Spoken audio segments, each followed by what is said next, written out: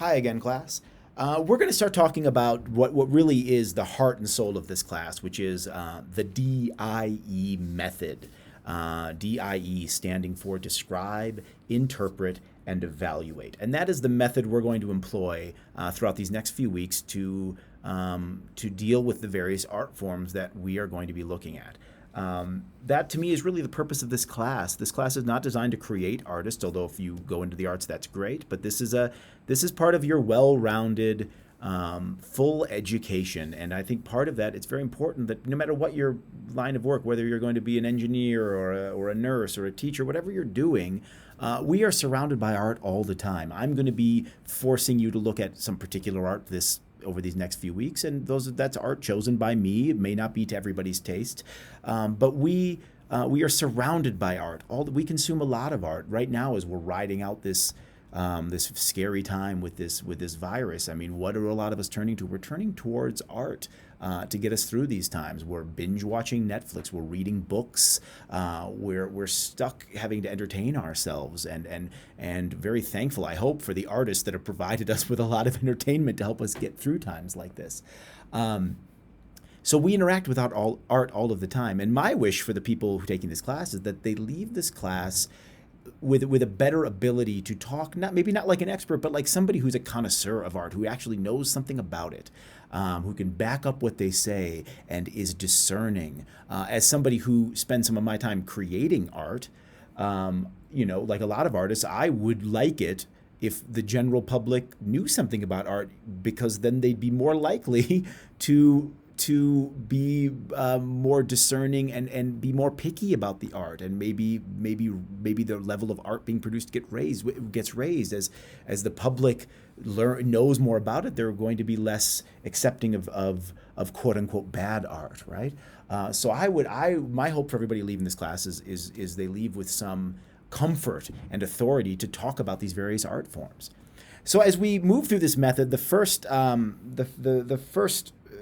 chunk of this is in the describe, interpret, evaluate is description, descriptive criticism. So we're going to be looking at three particular kinds of criticism: descriptive criticism, interpretive criticism, and evaluative criticism. So descriptive criticism concentrates on the form. Good descriptive criticism calls attention to what we might otherwise miss. The idea being that many details in a work of art might affect us in a subliminal way. And what I mean by all of this is that the more you know about an art form, if you're a painter, if you're a musician, if you're a filmmaker, we're not really going to cover film this semester, but if you work in any of those mediums, you are probably going to be much better equipped to accurately and at a deep level describe what you see. The more you know about something, the more you can describe it. This requires knowledge to be good at this. I'll talk about film for a minute because we're not going to be specifically studying film this semester. But I think everybody who's probably listening to this now, or maybe not everybody, but most of you like movies. Most of you watch movies in some form. And right now, of course, with the internet being the way it is, so many sort of armchair do-it-yourself film experts are out there. And I like to go on YouTube sometimes, and I like to listen to some guy who's a geek somewhere analyze a film. There's a lot of that easy to find right now. And I don't know if you've had this experience before, where somebody is talking about a film that you've seen, or it doesn't have to be a film, but any work of art, but something that you're familiar with, and they start talking about it in a way where it's clear that they have caught things that you have totally missed. And that's what good descriptive criticism does. Maybe you saw the film, and maybe you saw a movie and you were just caught up and you were affected by it, and that's great. And then somebody else who maybe knows a little bit more about filmmaking actually pointed out to you, hey, did you notice that that the beginning of the movie was all one long shot? It lasted for 10 minutes. And you say, oh no, I didn't even notice that.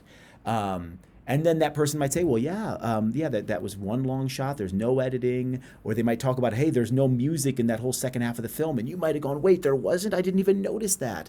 Because maybe you were so busy caught up in it. And so that's what we're going to be looking at. And I think, and I'm sure that if I had you all in class right now, one of the questions I would ask is, what are the things that you are an expert in that maybe your friends aren't? That thing that you're a geek about, but maybe your friends just don't get it. And you know that if they would actually learn something about it, they would like it too. I'm sure that you can all think of what it is for you that is that thing that maybe it's. I hear a lot of people when I ask this question, a lot of it people will say gaming is a thing because there are a lot of people that just aren't into that, aren't into gaming. And one thing I hear a lot from people who are into gaming is if you just knew something about it, you'd like it. And I find that with so many things. I'm a theater guy, most specifically, and I'm a big fan of classical theater. I like Shakespeare. And a lot of people don't, and I don't blame them because Shakespeare's taught very badly in this country. But of course, what I know, as you do about all the things that you're a geek about, I know that if you just gave it a chance and would learn enough about it to not be scared of it, you'd love it, right? I'm sure you feel that way about some things, things that you're an expert that you can see and hear that other people can't. Good descriptive criticism. Another place where it really is obvious to me is when somebody who's really smart about music does it. I'm not musically inclined. I love music, but I'm not a musician. I don't read music, and I don't have as good an ear for it as a lot of you, I'm sure, do.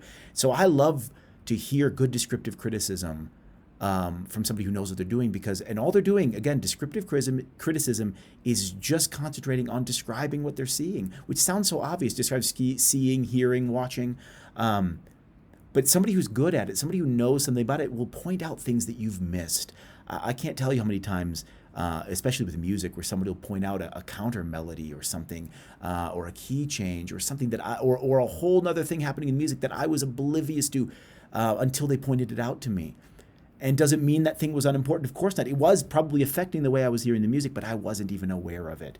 So that's what we're looking for. And that's what we're going to be going through these different art forms and trying to generate for ourselves enough knowledge in these various art forms to be able to talk about them with some authority. And so to do that, we're going to have to know something about these art forms.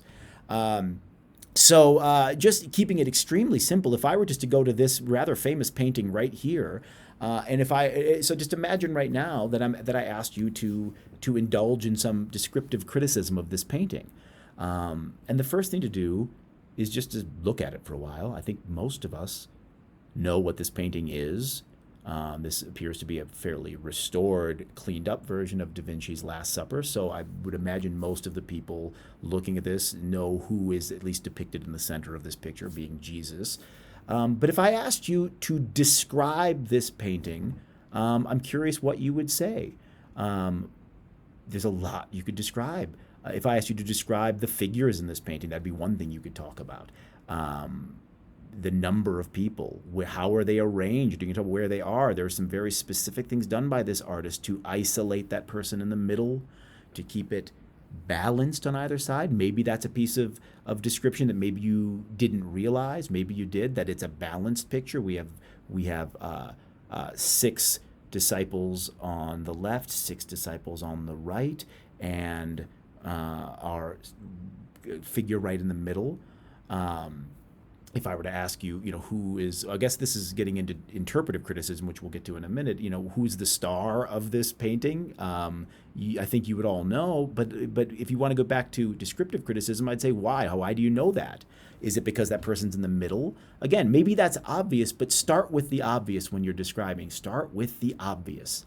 If I were to ask you to, describe the background of this painting, what could you describe? Well, you see, it looks like, are they wall hangings? Are they, what are those? It looks like there's 4 of these dark rectangles on each side.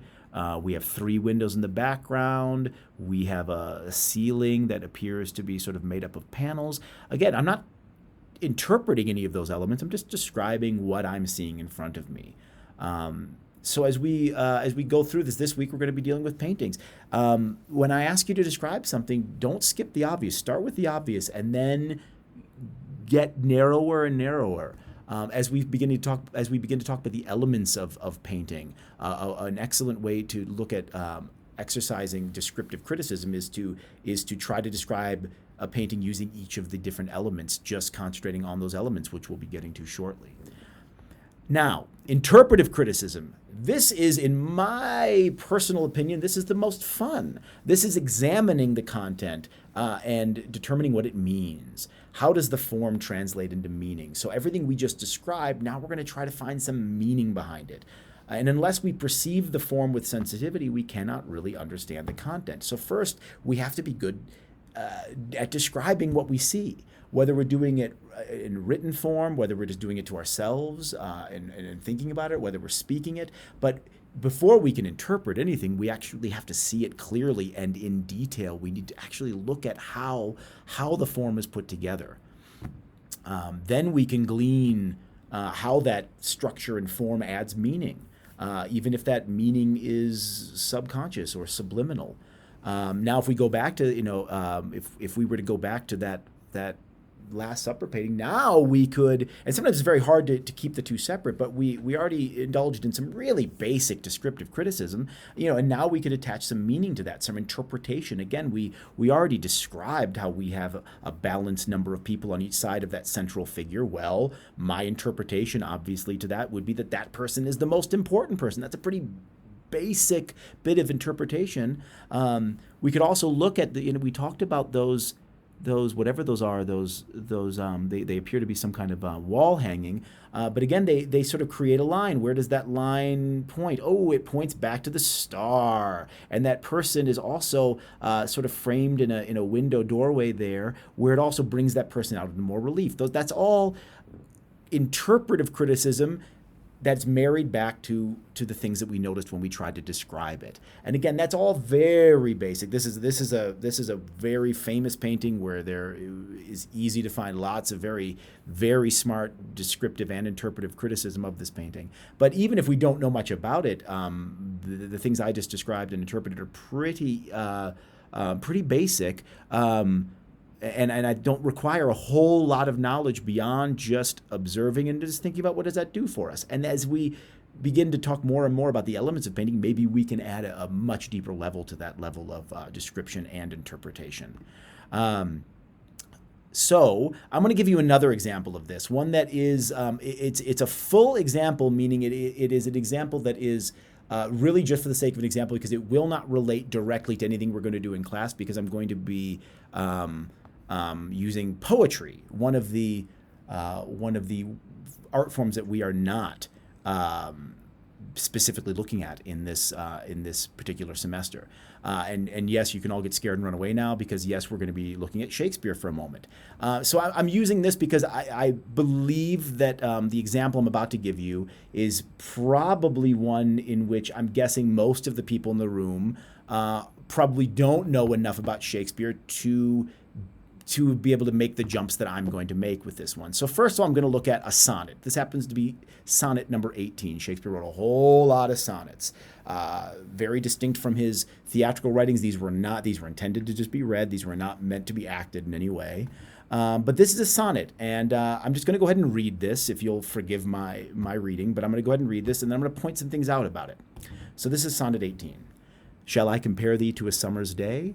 Thou art more lovely and more temperate. Rough winds do shake the darling buds of May, and summer's lease hath all too short a date. Sometimes too hot the eye of heaven shines, and often his gold complexion dimmed.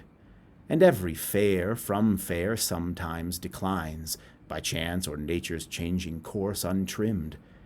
But thy eternal summer shall not fade, nor lose possession of that fair thou owest, nor shall death brag thou wanderest in his shade, when in eternal lines to time thou growest. So long as men can breathe or eyes can see, so long lives this, and this gives life to thee. So that is sonnet 18 by Shakespeare. Great. That's all I need you to know right now. Now we're going to look at how that sonnet is actually constructed. Shakespeare he didn't invent that structure. That was a structure that existed, that the audience at the time probably was fairly aware of, and so he was just working in a particular structure that already existed, putting his words into it.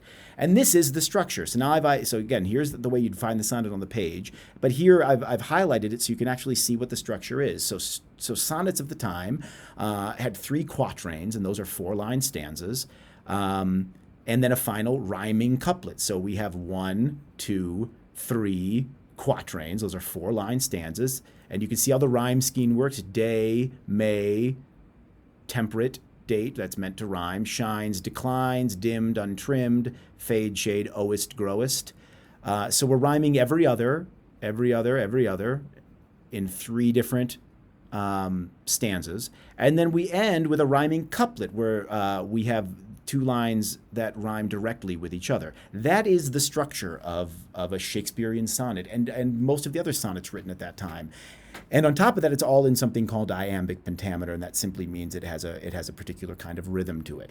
Now, I'm not going to ask you any of those questions on a quiz. I'm, again, using this as an example. So maybe somebody who doesn't know much about Shakespeare would read that. You might notice some of those things, but if you know a little more, you're going to be able to break that down. You might have this knowledge that that's how a sonnet works. Now, if I look at one of Shakespeare's more famous plays, it's Romeo and Juliet.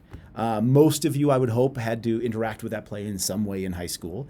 And I would assume that you at least know vaguely what it's about. But Romeo and Juliet meet. They're not supposed to like each other. At this point, they don't know who the other one is, but they meet at a party. They fall in love. Their families don't like each other. It leads to tragedy. I think most of you know that. But this is their first meeting. This is the first time they talk to one another. Usually staged off to the side in the party. This is a private conversation going on at a bigger party, and they don't know who the other one is. So the way this exchange of text goes is Romeo says to Juliet, "If I profane with my unworthiest hand this holy shrine, the gentle fine is this.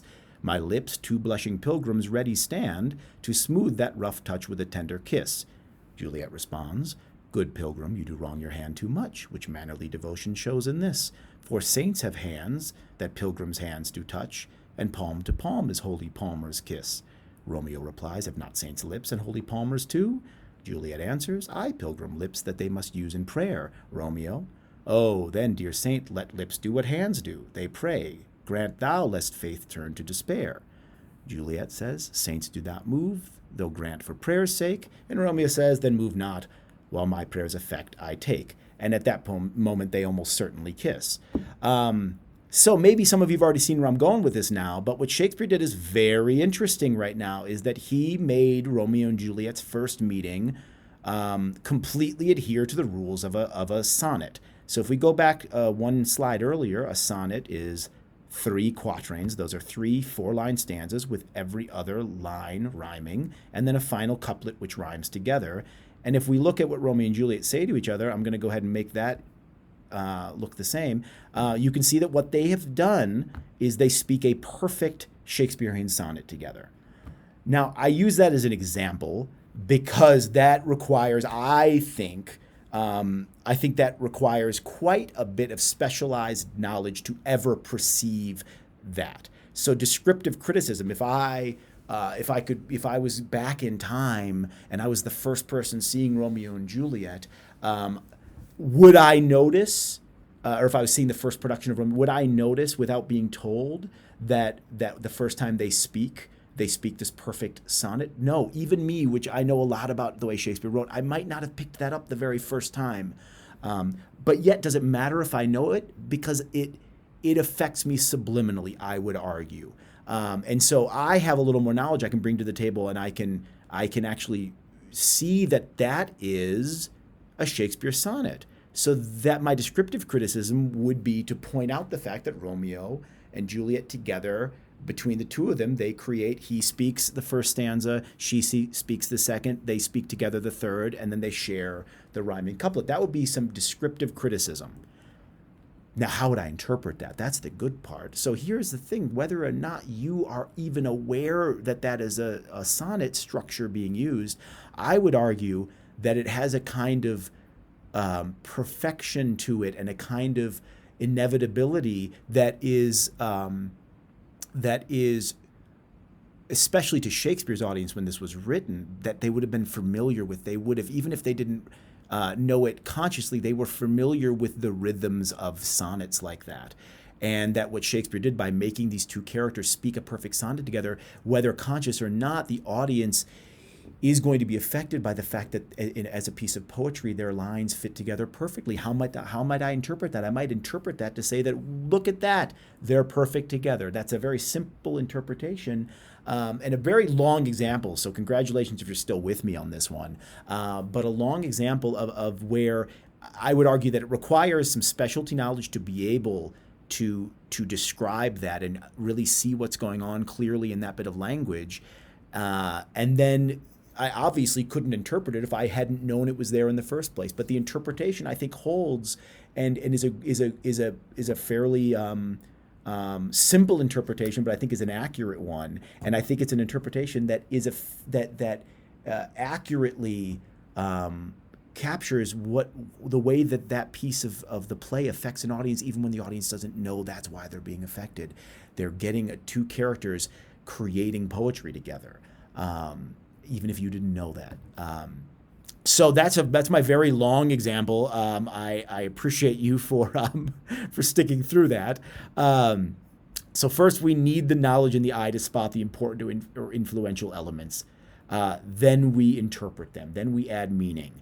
And what, again, with that Romeo and Juliet, what is the meaning? Even unconsciously, I would say that the meaning is that they at least at some level are meant to be together.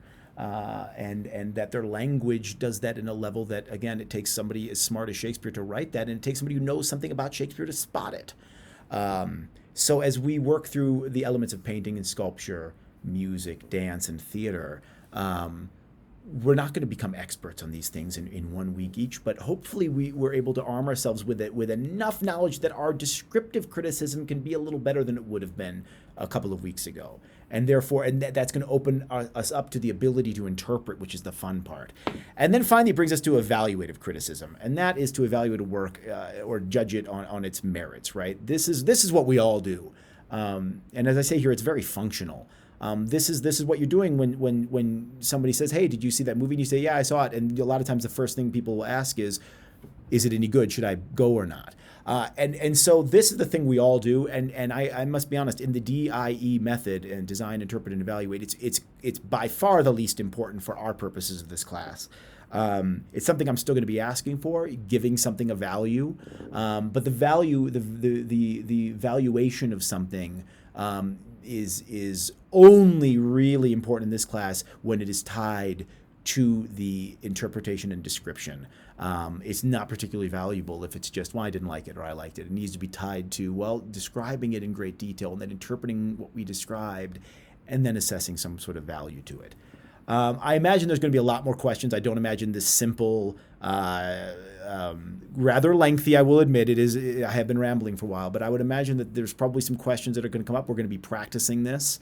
And I encourage you, if you're able to come to the optional meeting this week, the Zoom meeting, I think that's a great place to ask the sort of questions this is going to lead to. I will be posting more examples of other people doing this exact thing that I'm doing, that I'm talking about.